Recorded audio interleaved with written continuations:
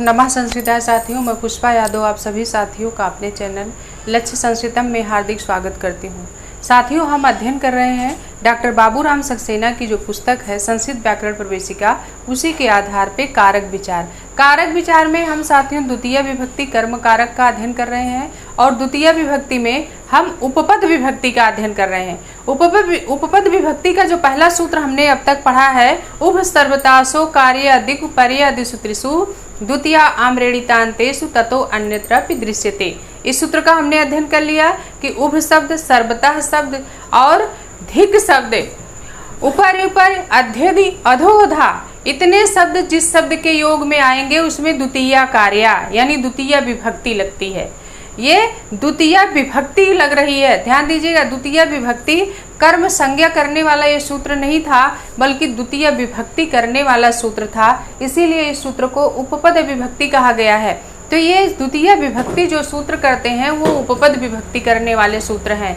तो हमने इसका अध्ययन कर लिया और कह रहा उसी सूत्र में एक लाइन लिखा है, ततो अन्यत्र अपि दृश्यते, और अन्य जगह भी दिखाई देते हैं। तो और अन्य जगह कहाँ कहाँ और द्वितीय कार्या यानी द्वितीय विभक्ति होती है, आइए हम उन सूत्रों को देख लेते हैं। तो उभ सर्वतासो कार्य अधिक पर्य अधिसूत्रिषु द्वितीय आम्रेणितान्तेषु ततो अन्यत्र दृश्यते सूत्र का हमने अध्ययन किया और उसके क्रम में जो जितने उदाहरण थे हमने सबको देख लिया। अब इसके आगे का सूत्र है और अन्यत्र द्वितीय कार्य कहाँ होता है, तो उसमें उपपद विभक्ति का जो दूसरे नंबर का सूत्र है, अभितः परितः समया निक्षा हा प्रतियोगे अपि द्वितीय कार्या।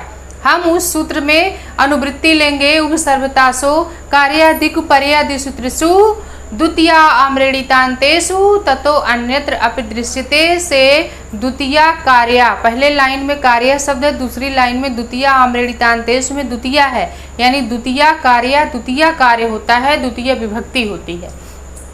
तो वहां से अनुवृत्ति लेंगे कि अभितः परितः समया निक्षा प्रतियोगे अपि, अनुवृत्ति पिछले इसके पिछले वाले सूत्र में लेंगे द्वितीय कार्य। तो सूत्र हमारा पूरा हो जाएगा, अभितः परितः समया निक्षा प्रतियोगे अपि द्वितीय कार्य।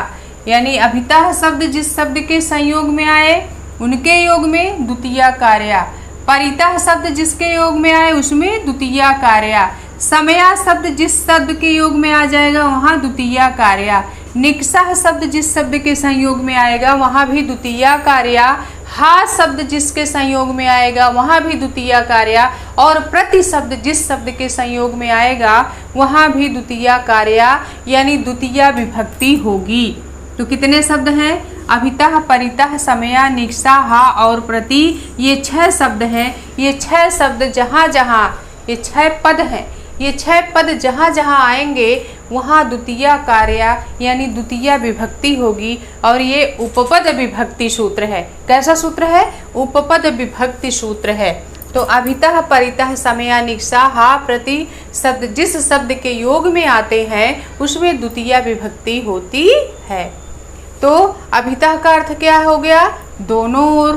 परितः का अर्थ, अभितः चारों ओर, परितः दोनों ओर, समया समीप में, निक्षा निकट, हा धिक्कार, प्रति के तरफ यानी की ओर या तरफ शब्द जिस शब्द के योग में आएंगे।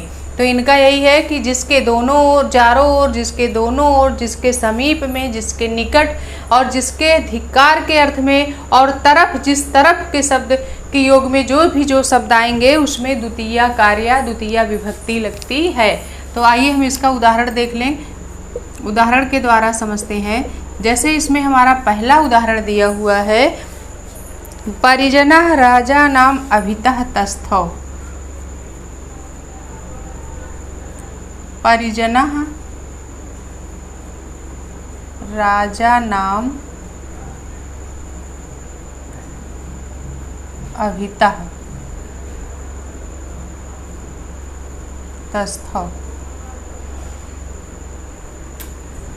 परिजनः राजा नाम अभितः तस्थौ, पहले का है, पहला शब्द यहाँ अभितः शब्द यहाँ आया है। यहाँ पहले हम अभितः देखेंगे।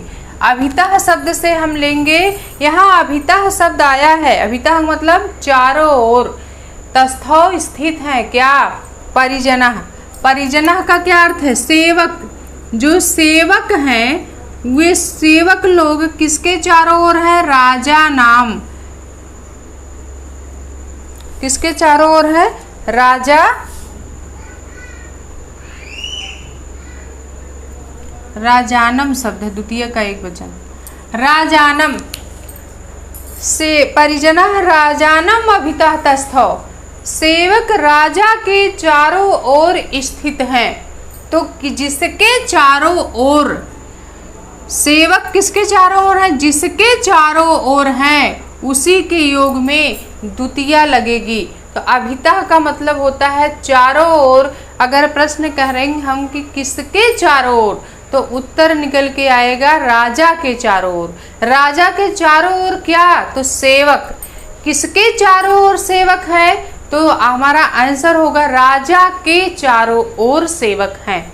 तो जिसके चारों ओर होगा उसी के योग में उसी पद में कौन सी विभक्ति लगेगी? द्वितीया लगेगी। अब यहाँ अभितः शब्द आ गया है। अभितः का अर्थ होता है चारों ओर। तो किसके चारों ओर? राजा के चारों ओर। अभितः शब्द राजानम के योग में आया है, इस राजनम के योग में आया है, इसीलिए इस राजानम में कौन सी विभक्ति है? द्वितीया का एक वचन है। राजा, राजानो, राजानः, राजानम, राजानो, राज्ञः। तो यहाँ क्या है? राजानम शब्द द्वितीया का एक वचन है।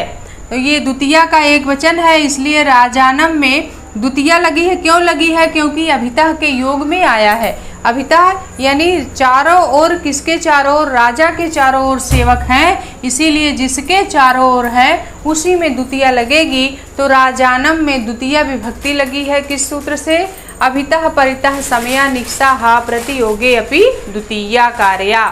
तो जिसके योग में आएगा अभितः शब्द या परितः शब्द या समया शब्द या निक्सा शब्द, जिस शब्द के योग में आएगा उसमें द्वितीया होगी। यहाँ अभितः शब्द आया है, राजा शब्द के योग में आया है, इसीलिए राजा में द्वितीया हो गई है। इसका हिंदी अर्थ है सेवक राजा के चारों ओर स्थित हैं। सेवक किसके चारों ओर है? राजा के चारों ओर है। तो जिसके चारों ओर है, ये अभितः शब्द राजा के चारों ओर के योग में आया है। राजा के योग में अभितः शब्द आया है, इसीलिए इस राजानम में द्वितीया हो गई है, द्वितीया विभक्ति हो गई है। यानी सेवक राजा के चारों ओर स्थित है। अगला वाक्य हमारा है राक्षांसि वेदीं परितः निरास्यत। राक्षांसि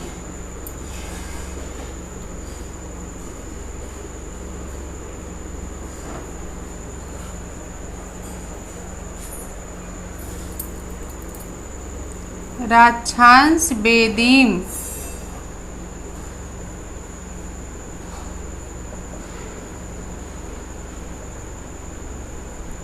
निरास्यत।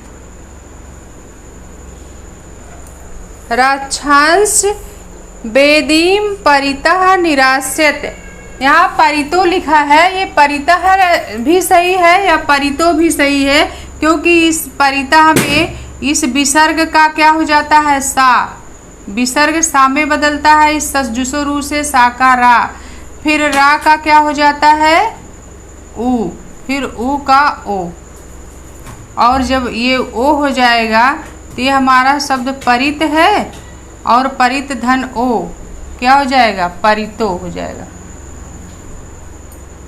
शब्द वही है, परितः या परितो। इसमें विसर्ग संधि का नियम लगा है। सारी संधि हमने पढ़ाया भी है कि कौन सी संधि विसर्ग का सा करता है, सा का रा करता है, रा का ऊ करता है, ऊ का ओ करता है। इस तरह से हमने विसर्ग संधि में सब पढ़ा दिया है। तो हमारी किताब में लिखा है राक्षांस वेदीं परितो निरास्यत। तो कंफ्यूज मत होइएगा साथियों, ये परितः या परितो दोनों एक ही शब्द हैं, क्योंकि ये विसर्ग जो परितः में विसर्ग लगा है, यही विसर्ग का सा हो गया, सा का रा हो गया, रा का ऊ हो गया, ऊ को ओ हो गया है। जब ओ हो गया तो परितो हो गया है। ये विसर्ग संधि का सारी संधियों का नियम लगा है। तो आइए हम अपने वाक्य पे चलते हैं। राक्षांस वेदीं परितः निरास्यत। राक्षांसी यानी राक्षस जो है किसके दोनों ओर? वेदी के दोनों ओर से क्या कर रहे हैं? राक्षसी बेदीम परितः निराश्यते। राक्षस को क्या कर रहे हैं? बेदी के दोनों ओर से निराश्यत निकाल रहे हैं, भगा दिया जा रहा, निकाल दिया गया। कि जो है दोनों ओर या सब ओर, परितः का अर्थ दोनों ओर या सब ओर सब होता है, कि राक्षसों को बेदी के दोनों ओर से या सब ओर से निकाल दिया गया। बेदी शब्द का क्या अर्थ है? बेदी यानी यज्ञ, यज्ञ कुंड, जहाँ यज्ञ हवन होता है उसको बेदी कहा जाता है। क्या कहा जाता है? बेदी। जहाँ यज्ञ होता है उसे बेदी कहा जाता है। तो बेदी क्या, प्राचीन काल में जहाँ यज्ञ हवन ऋषि मुनि जब करते थे तो राक्षस लोग चारों तरफ से घेर लेते थे और इंतजार करते रहते थे कि बेदी में आग जले, हवन कुंड में आग जले और हम उस आग को बुझा दें। इसी इंतजार में रहते थे। तो इस वाक्य में वो वाक्य वहीं से लिया गया कि वाक्य में क्या है कि पहले राक्षसों को बेदी के जो चारों ओर फैले हैं या सब ओर हैं या दोनों ओर हैं, बेदी के सब ओर हैं या दोनों ओर हैं, चारों ओर हैं, उन राक्षसों को पहले निराश्रित निकालो, तभी हवन हो पाएगा। तो ये वाक्य वही बना है, राक्षांस बेदीम परितः निराश्रित। तो परितः शब्द आया है किसके परितः? बेदीम परितः। किसके योग में परितः शब्द आया है? बेदी के योग में परितः शब्द आया है। प्रश्न अगर हम करेंगे कि राक्षसों को किसके सब ओर से निकाल दिया, तो आंसर होगा हमारा राक्षसों के बेदी के चारों ओर से या बेदी के सब ओर से भगा दिया, निकाल दिया। तो बेदीम शब्द परितः के योग में साथियों, ये परितः के योग में हमारा बेदी शब्द आया है, इसीलिए इस बेदीम में द्वितीया विभक्ति लग गई है। कौन सी विभक्ति लगी है? द्वितीया विभक्ति। इस बेदीम में द्वितीया विभक्ति है। राक्षांसी राक्षसों को बेदी के सब ओर से निकाल दिया या दोनों ओर से निकाल दिया। तो बेदी के चारों ओर घेर करके राक्षस खड़े थे और उनको निकाल दिया। तो जिसके सब ओर थे, बेदी के सब ओर थे, तो परितः शब्द बेदी के योग में आया है, इसीलिए बेदीम में द्वितीय विभक्ति लग गई है। तो राक्षांसी बेदीम परितः निराश्रित। अब अगला वाक्य हम देखेंगे। तीसरा वाक्य हमारा है ग्रामम समया। ग्रामम समया, ग्रामम समया, गांव के समीप। समया शब्द आ गया, समया समीप, किसके समीप? ग्रामम, गांव के समीप। तो जिसके समीप, ये समया शब्द जिसके योग में आएगा उसमें द्वितीया लगेगी। तो समया आ गया किसके समीप? ग्रामम समीप, ग्राम के समीप, गांव के समीप। तो ग्राम, गांव का द्वितीय विभक्ति लग गई गांव में, तो हमारा शब्द बना ग्रामम, यानी ग्रामम समया। और ग्रामम निक्सा, तो ग्रामम समया कहिए या ग्रामम निक्सा वा,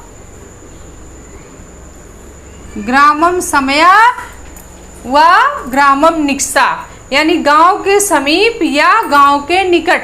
वाक्य वही हुआ ना, गांव के समीप या गांव के निकट। निक्सा का अर्थ है निकट, समया का अर्थ है समीप।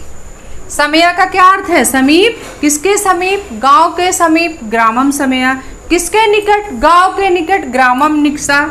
ग्रामम समया निक्सावा एक में ही, इसीलिए हमने लिख दिया ग्रामम समया या ग्रामम निक्सावा। वा का अर्थ अथवा, वा का अर्थ क्या होता है? अथवा। ग्रामम समया, गांव के समीप अथवा गांव के निकट। तो हमने संस्कृत बनाया ग्रामम समया वा निक्सा, तो गांव के समीप या गांव के निकट। तो यहाँ समया और निक्सा शब्द समीप और निकट के अर्थ में आए हैं और किसके योग में आए हैं? गांव के योग में आए हैं, इसीलिए गांव में द्वितीय विभक्ति लग गई है। इसी तरह से और वाक्य आप अपने मन से बना सकते हैं कि जिसके समीप में कोई चीज होगी उसमें द्वितीय लग जाएगी, जिसके निकट कोई वस्तु होगी उसमें द्वितीय लग जाएगी। तो और ये उसी तरह से अर्थ यहाँ परितः, जिसके सब ओर कोई वस्तु है, कोई चीज है, उसमें द्वितीय होगी। जिसके चारों ओर कोई चीज़ है उसमें द्वितीया होगी। इस तरह के वाक्य आप अपने मन से भी बना सकते हैं। फिलहाल जो हमारी पुस्तक में दिया गया है हम उसी वाक्य को देखेंगे, उनको बढ़िया से याद कर लेंगे, अध्ययन करेंगे और अपने दिमाग में रखेंगे कि ये वाक्य अभितः परितः समया निक्सा हा प्रतियोगे सूत्र के उदाहरण है और इन्हें हमें याद रखना है, क्योंकि यहाँ अभितः शब्द आया है। अभितः परितः समया निक्सा हा प्रतियोगे से राजानम में द्वितीया हुई है। परितः शब्द आया है तो अभितः परितः समया निक्सा हा प्रतियोगे अपि द्वितीया, तो इसमें बेदिम में द्वितीया लगा है। समया निक्सा शब्द आया है तो यहाँ भी अभितः परितः समया निक्सा हा प्रतियोगे अपि द्वितीया, तो यहाँ द्वितीय विभक्ति लगी है। तो इस तरह से सूत्र हमें याद रखना है। इन सारे उदाहरणों को इसी सूत्र का है, याद इसको भी हमें याद रखना है। अब अगला उदाहरण हमारा चौथा है, क्या है कि हा का उदाहरण दिया हुआ है हा सठम। हा सठम, हा शब्द धिक्कार के अर्थ में आया है, तो किसे धिक्कार है? सठम, सठ को, धूर्त को धिक्कार है, धूर्त को धिक्कार है। हा सठम, हा अरुंधतीम, इस तरह से शब्द आएंगे ना धिक्कार के अर्थ में। हा सीते, हा राधे, तो हा शब्द जिस शब्द के योग में आएगा उसमें जो है द्वितीया लग जाती है। तो हा के योग में यहाँ सठ आया है, सठ यानी धूर्त शब्द, तो धूर्त को धिक्कार है, तो इसलिए सठम में द्वितीया हो गई है। और अगला वाक्य हमारा है प्रति। प्रति का उदाहरण दिया हुआ है मातुः हृदयम कन्याम प्रति स्निग्धा।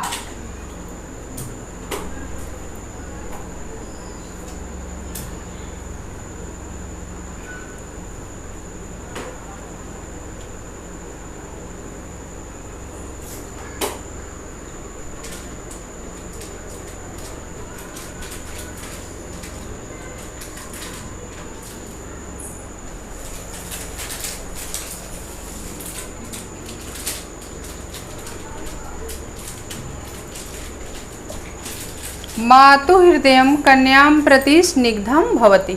माता का हृदय कन्या के प्रति कोमल होता है या कन्या के तरफ कोमल होता है?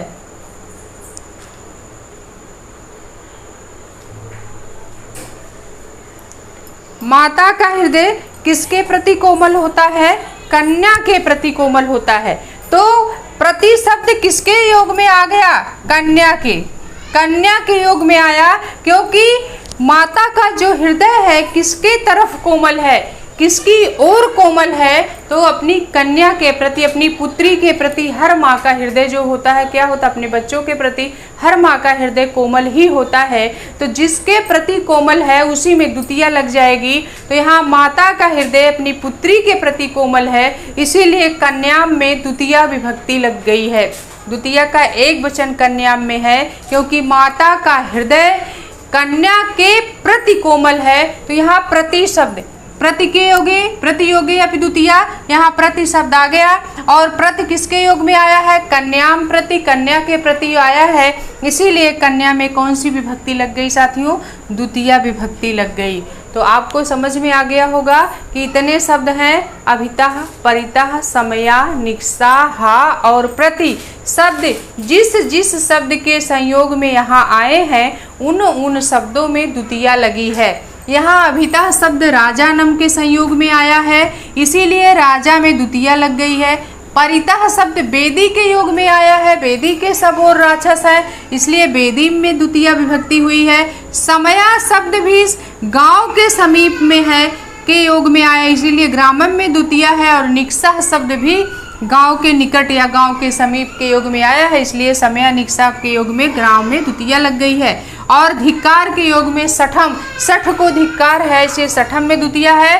और प्रति शब्द कन्या के प्रति आया है, कन्या के योग में आया है प्रति शब्द, यानी माता का जो हृदय है अपनी कन्या, अपनी पुत्री के प्रति कोमल है, इसीलिए कन्या में द्वितीया विभक्ति लग गई है। किस सूत्र से? इन सारे उदाहरणों में अभितः, परितः, समया, निक्सा, हा और प्रति किसके योग में द्वितीया लगी है? किस सूत्र से लगा है? तो हमारा सूत्र है, वार्तिक सूत्र है ये उपपद विभक्ति सूत्र कहेंगे इसको, यानी अभितः, परितः, समया, निक्सा, हा प्रतियोगे अपि द्वितीया कार्या। यानी इतने शब्द, ये 6 शब्द, 6 पद हैं, इसीलिए इन्हें उपपद विभक्ति कुछ पद होते हैं और ये पद जिसके संयोग में आते हैं उसमें द्वितीय विभक्ति लग जाती है, इसीलिए इन्हें उपपद विभक्ति कहा जाता है। ये पद पे आश्रित होते हैं। पद पे आश्रित होने के कारण इन विभक्तियों में जिसके योग में आए हैं उनमें द्वितीय विभक्ति लगी है, इसीलिए इसको उपपद विभक्ति कहा गया है। तो अभितः, परितः, समया, निक्षा, हा और प्रति, ये 6 शब्द हैं सूत्र में। योगे अपि, योग में भी, योगे अपि, योग में भी, योगे में कौन है, सप्तमी का एक वचन है, योगे, योग में, अपि माने भी, योग में भी, क्या योग में भी, अभिता परिता समया निक्षा हा प्रति योगे अपि, यानी अभिता परिता समया निक्षा हा प्रति योग में भी क्या, हम अनुवृत्ति लेंगे इसके पहले वाला सूत्र जो दिया है, द्वितीय कार्य उपसर्वतासो कार्यादिक पर्यादिषु त्रिषु द्वितीय अम्रेणितान्तेषु ततो अन्यत्र दृश्यते सूत्र में से हम अनुवृत्ति ले लेंगे द्वितीय कार्य, तब ये हमारा सूत्र पूरा हो जाएगा कि अभिता परिता समया निक्षा हा प्रतियोगे अपि द्वितीय कार्य, यानी अभिता परिता समया निक्षा हा और प्रति शब्द जिस शब्द के संयोग में आएंगे उसमें द्वितीय विभक्ति लगेगी। जैसे इसके अंतर्गत यहाँ उदाहरण हमने देखा, राजा के चारों ओर सेवक है, नौकर है, तो अभिता शब्द यहाँ आ गया, किसके अभिता, राजानम अभिता। परिता शब्द है, राक्षसों को वेदी के सबोर से निकाला, तो किसके सबोर, वेदी के सबोर, किसको निकाला, राक्षसों को। वेदी, परिता शब्द वेदी के योग में आया इसलिए इसमें द्वितीय हुई। समया और निक्षा शब्द समीप में, निकट में, किसके समीप, निकट में, गांव के समीप निकट में, तो इसलिए ग्रामम में द्वितीय हो गई। समया निक्षा के योग में गांव आया है। हा सठम, सठ को धिक्कार है, हा शब्द किसके योग में आया, सठ के योग में आया है, इसीलिए सठम में द्वितीय हो गई। और कन्याम प्रति, प्रति शब्द कन्या के योग में आया है, यानी माता का हृदय अपनी कन्या के प्रति कोमल है, इसीलिए कन्या में द्वितीय विभक्ति लग गई। तो इस सूत्र से अभिता परिता समया निक्षा हा प्रतियोगे अपि द्वितीय कार्य, तो इतने शब्द, इतने पद जिस शब्द के योग में आएंगे उसमें द्वितीय विभक्ति होगी। याद रखिएगा, कर्म संज्ञा नहीं होगी बल्कि द्वितीय विभक्ति होगी। आ गया होगा समझ में आपके। एक चीज और यहाँ दिया है, एक लाइन में नीचे नोट करके दिया है, आप देख लीजिए।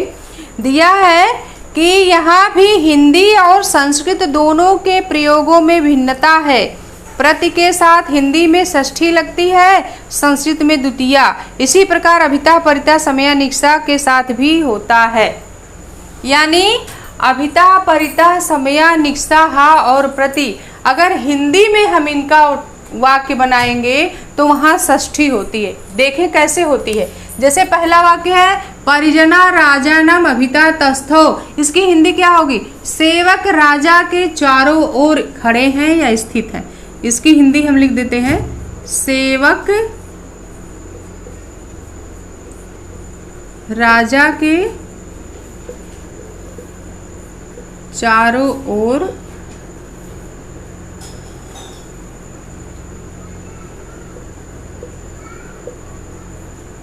खड़े हैं, यही वाक्य है हमारा।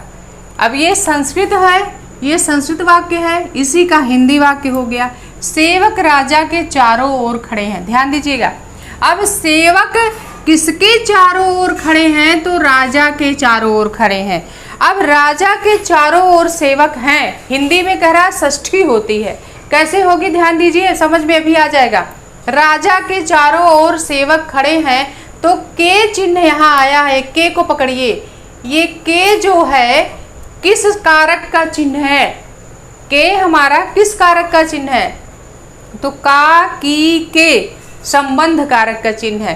कर्ता ने कर्म को करण से संप्रदान के लिए अपादान से अलगाव, संबंध का की के, तो यहाँ संबंध कारक में षष्ठी हो गई। कर्ता कारक प्रथमा विभक्ति, कर्म कारक द्वितीय विभक्ति, करण कारक तृतीय विभक्ति, और संप्रदान कारक चतुर्थी विभक्ति, अपादान कारक के लिए के अलगाव के अर्थ में जो आया है पंचमी लगती है, और संबंध कारक का की के जिसका चिन्ह है उसमें षष्ठी विभक्ति लगती है। संबंध कारक का की के चिन्ह है उसमें षष्ठी विभक्ति लगती है, तो का की के चिन्ह हमारा संबंध कारक का यहाँ के चिन्ह है, इसीलिए हिंदी में राजा के चारों ओर सेवक खड़े हैं, तो जिसके चारों ओर है राजा के चारों ओर है, इसीलिए ये जो राजा के शब्द आ गया, इसीलिए इसमें राजा के में संबंध है, तो संबंध कारक का षष्ठी का चिन्ह है, इसलिए इसमें षष्ठी है। अब आए समझ में, हिंदी में षष्ठी लगती है और संस्कृत में द्वितीया लगती है। संस्कृत में द्वितीया कैसे हो गई कि एक सूत्र दे दिया, अभितः शब्द जिस शब्द के योग में आएगा उसमें द्वितीया होगी। अभितः का अर्थ जानेंगे पहले हम, क्या होगा। अभितः का अर्थ होता है चारों ओर। अब चारों ओर शब्द जिस शब्द के संयोग में आएंगे उसमें द्वितीया होगी। तो हम संस्कृत जब वाक्य बनाएंगे तो अब परिजना राजानम अभितः तस्थौ। अब यहाँ अभितः शब्द आ गया, किसके योग में आया, राजा के योग में आया है, इसीलिए इस अभितः पद के कारण ही इस राजा में द्वितीया विभक्ति लग गई है।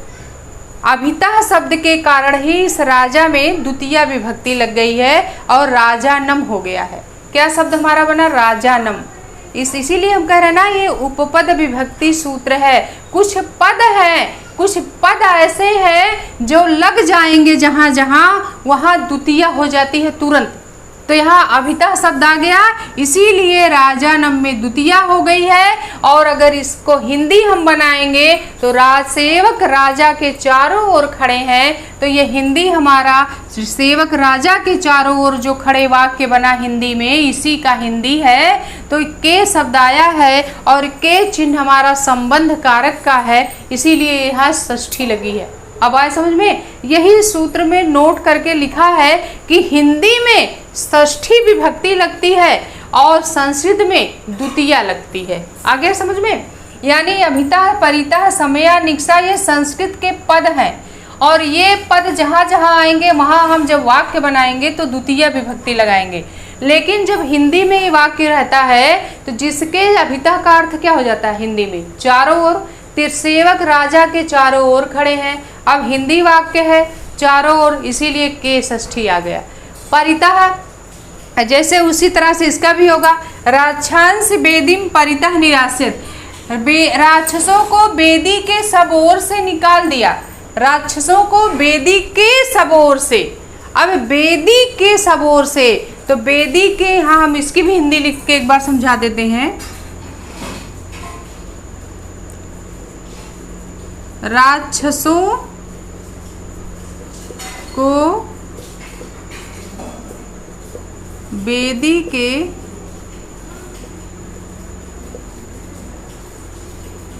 सब ओर से निकाला। अब बेदी के सब ओर कहिए या बेदी के दोनों ओर कहिए, परितः का अर्थ सब ओर या दोनों ओर दोनों होता है। तो राक्षसों को निकाला, किसके सब ओर से निकाला, बेदी के सब ओर से निकाला। अब यहाँ काकी के संबंध कारक का चिन्ह आ गया ना, इसीलिए इसमें षष्ठी हो गई है। और जब इसी का हमने संस्कृत बनाया तो राक्षांस बेदिम परितः निराश्य। अब परितः शब्द आया है इसलिए यहाँ बेदिम हो गया है। बेदिम, यहाँ षष्ठी नहीं लगाएंगे। जब हम संस्कृत वाक्य जैसे सेवक राजा के चारों ओर खड़े हैं, काकी के संबंध कारक का चिन्ह षष्ठी है, तो हम ऐसा नहीं करेंगे कि परिजना राजस्य अभितः तस्थौ, ऐसा नहीं बनाएंगे हम। परिजना राजस्य अभितः तस्थौ, तो हमारा ये वाक्य गलत हो जाएगा, क्योंकि ये सूत्र कह रहा है ना, अभितः शब्द जिस शब्द के योग में आएंगे वहां द्वितीया होगी, इसीलिए कह रहा है। तो परिजना राजनम अभितः तस्थौ हो जाएगा। जैसे यहाँ हमने लिखा परिजना राजानम अभितः तस्थौ, अभितः के योग में यहाँ द्वितीया है। यहाँ हम ऐसा नहीं, हिंदी के अनुसार संस्कृत नहीं बना सकते कि परिजना राजस्य अभितः तस्थौ, हमारा वाक्य गलत हो जाएगा।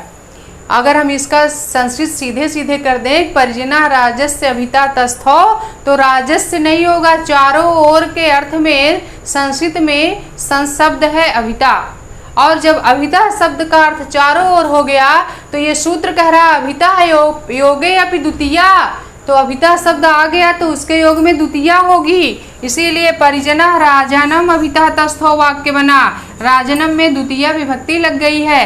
उसी तरह से राक्षसों को बेदी के सबोर से निकाला, तो बेदी के सबोर राक्षस खड़े थे, उनको निकाल दिया। काकी के षष्ठी विभक्ति का चिन्ह है, तो बेदी के में षष्ठी यहाँ नहीं लगाएंगे, बल्कि राक्षस बेदीम परितः निराश्य, क्योंकि परितः शब्द यहाँ आया है। परितः योगे अपि द्वितीया, परितः के शब्द अगर आ जाता है तो उसके योग में द्वितीया लगती है, इसीलिए बेदीम में द्वितीया हो गई। इसी तरह से सारे वाक्य हैं। समया निक्सा का अर्थ समीप या निकट, गांव के समीप, गांव के निकट, तो गांव के उसमें भी षष्ठी होगी। ग्रामस्य समीपम, ग्रामस्य समीपम या ग्रामस्य समया निक्सा हम नहीं लिखेंगे, बल्कि क्या लिखेंगे, ग्रामम समया, ग्रामम निक्सा, ग्रामस्य नहीं लिखेंगे, ग्रामम समया ग्रामम निक्सा। इसी तरह हासठम, उसी तरह से मातु हृदय कन्याम प्रति स्निग्धा, प्रति शब्द आया है तो प्रति के योग में संस्कृत में द्वितीया लगती है और हिंदी में प्रति के योग में षष्ठी लगती है। तो माता का हृदय अपनी पुत्री के प्रति कोमल है। अब है माता का हृदय, हिंदी वाक्य इसका क्या होगा, माता का हृदय अपनी पुत्री के प्रति कोमल है। तो किसके प्रति, किसके ओर कोमल है माता का हृदय, अपनी पुत्री के प्रति। काकी के संबंध कारक का चिन्ह आ गया ना, तो यहाँ कन्या में हम जो है षष्ठी अगर लगा देंगे हिंदी के अनुसार तो हमारा संस्कृत वाक्य गलत हो जाएगा, क्योंकि ये सूत्र हमारा कह रहा है प्रतियोगे अपि द्वितीया कार्या। अगर प्रति शब्द आ गया तो संस्कृत वाक्य अगर बन रहा है तो उसमें द्वितीया होगी, और हिंदी में तो षष्ठी होती ही है। तो आ गया होगा समझ में आपके। इतने शब्दों को आप याद रखिए। अभितः, परितः, समया, निक्सा, हा और प्रति, ये 6 शब्द हैं। ये 6 पद जिसके संयोग में आएंगे, संस्कृत जब बनेगा तो उसमें द्वितीया होती है। आ गया होगा समझ में। तो आज के लिए इतना ही साथियों। अब इसके आगे का जो वार्तिक है, अंतरा अंतरेण युक्ते, अंतरा अंतरेण युक्ते अपि द्वितीया कार्या, अंतरा और अंतरेण के योग में भी द्वितीया होगी। इसका अध्ययन हम अगले वीडियो में करेंगे साथियों। आज के लिए इतना ही। नमः संस्कृताय, नमो नमः।